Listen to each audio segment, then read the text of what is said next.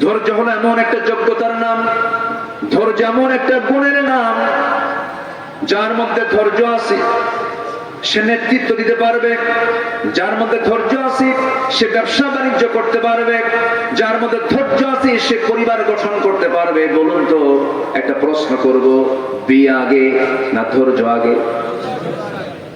ভালো করে বলেন, বিয়ে আগে না ধৈর্য আগে?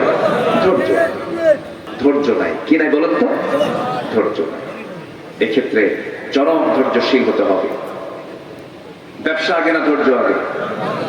কাপড়ের ব্যবসা করেন, একজন দেখতে আসছে একটা গেঞ্জি নেবে, গেঞ্জিকে এক গেঞ্জি নিয়ে কি কেনে? এক গেঞ্জি দেখে কেনে?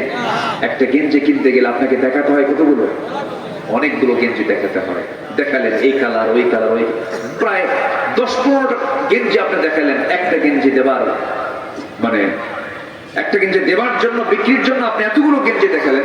গেঞ্জি দেখার পর কাস্টমারের আর পছন্দ হয়নি, বললো ভাই হলো না, চলে যাই। তখন মনে মনে রাগ হলেও মুখে কি রাগ দেখাবেন না হাসি দেখাবেন? বলেন, কি দেখাবেন? মনে মনে চলে যাচ্ছে আপনার, কিন্তু এরপরেও কিছু করার নাই। আর যদি আপনার এতগুলো গেঞ্জি দেখালাম, না কিনলে খবর আছে, ব্যবসা হবে? আজ থেকে ব্যবসা হবে? ধৈর্যশীল হতে হবে। ধৈর্য হচ্ছে একটা সুন্দর বাগান, আর রাগ হলো জঙ্গল। জঙ্গল এমনি এমনি হয়, যার কোনো যত্ন নেই। আর একটা বাগান সাজাতে হয়, পরিশ্রম করতে হয়, মেহনত করতে হয়। ধৈর্যের পুরস্কার হলো জান্নাত। যেরকম সুবহানাল্লাহ, ধৈর্যের পুরস্কার কি? জান্নাত।